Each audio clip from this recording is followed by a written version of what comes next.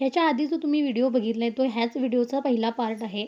Video edit करून टाकायचं होतं पण माझ्याकडून मिस्टेक झाली आणि तो व्हिडिओ अर्धाच मी अपलोड केला. त्याच्यामुळे हा पुढचा व्हिडिओ मी अपलोड करते.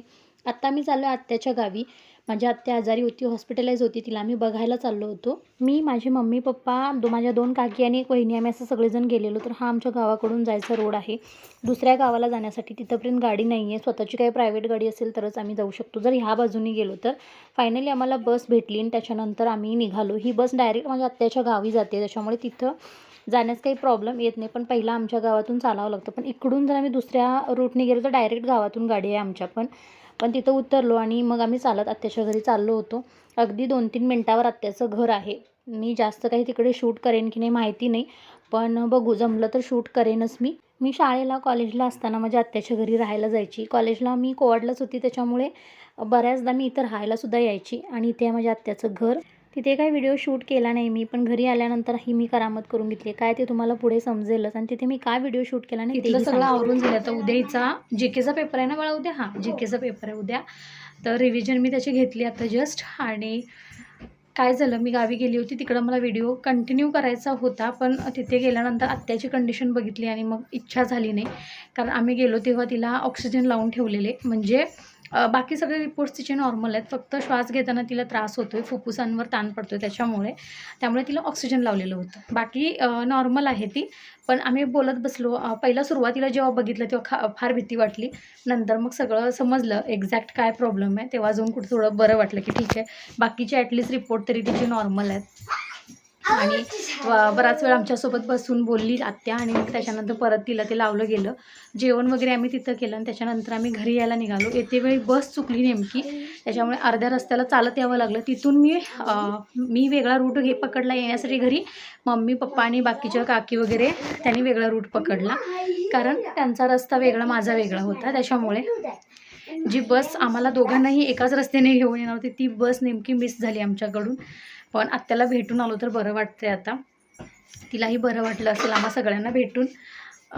पहिल्यापासून माझ्यावर जास्त जीव टाकते ती, त्याच्यामुळे तिलाही बरं वाटलं असेल. जायचं होतं आम्हाला दोघांनाच, ग्रेशूच्या पप्पांना आणि मला, पण त्यांना आता सुट्टी भेटणार नाही आहे. कारण आता ते फिरायला गेले, 4-5 दिवस तिकडे गेले त्यांचे आणि आल्यानंतर कंटिन्यू जॉब, मग घराचं काम चालू आहे. त्याच्यामुळे बघू मध्ये टाईम भेटला तर दोघे जाऊन पण येऊ आम्ही एखाद दिवशी. पण आत्ता ॲटलिस्ट मी तरी जाऊन आली. फरक दिसायला. घरी आल्यानंतर थोडा वेळ रेस्ट घेतली मी, एक अर्धा तास.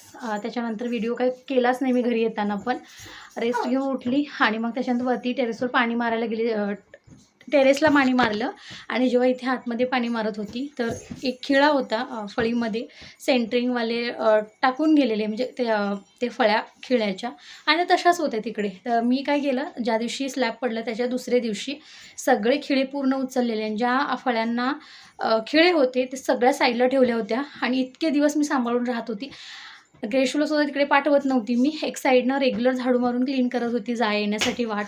पण काय झालं, मी वरती बघून पाईप घेऊन पाणी मारत होती आणि चप्पलमधून तो खिळा पूर्ण आत शिरला आणि जवळजवळ एवढा खिळा माझ्या पूर्ण पायात घुसला टाचेमध्ये.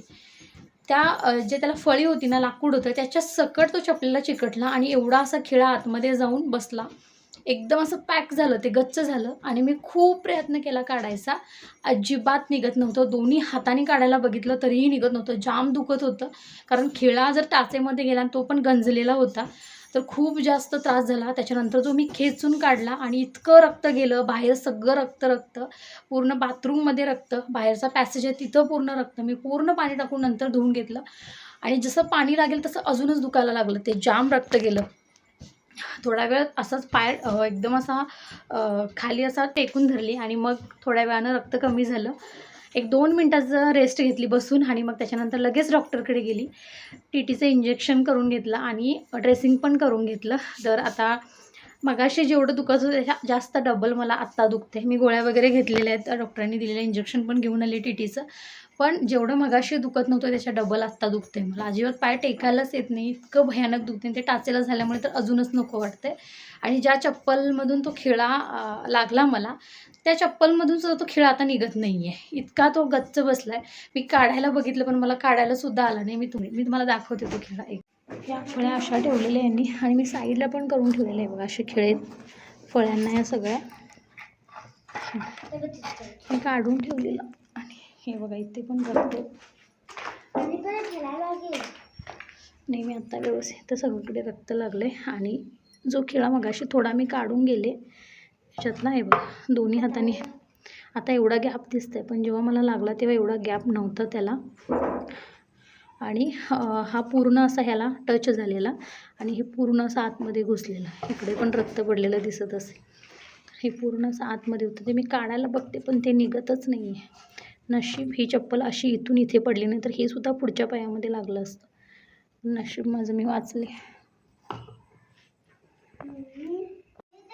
मग अशी जेव्हा ते काढायला बघितलं मी खिळा तेव्हा थोडाफार निघाला येतो पण पूर्ण निघत नाही आहे. आणि जाम कमीत कमी एवढा जरी आतमध्ये होता फार भयानक. आणि आता ड्रेसिंग करून आली मी ते सारखं चिकटते खाली पायाला लागले सारखं चिकटते. दाखवते मग तुम्हाला करामत माझी.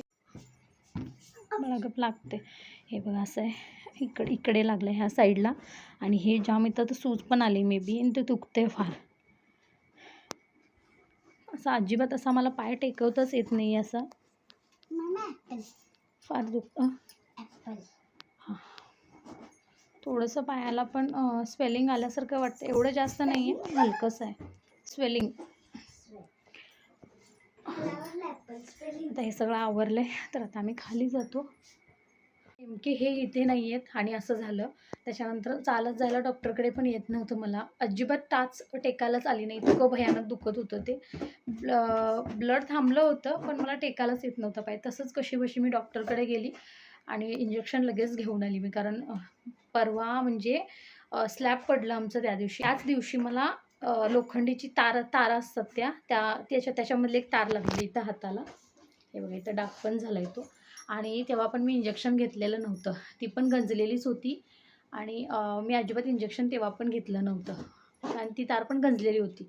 त्याच्यामुळे आत्ता मी अजिबात रिस्क घेतली नाही कारण का खूप भयानक लागलं आहे ते अक्षरशः माझ्या डोळ्यातनं पाणी आलं. इतकं भयानक दुखलं ना मला. माझी ग्रेशू नव्हती इथं बघायला ना तर तीसुद्धा घाबरली असती.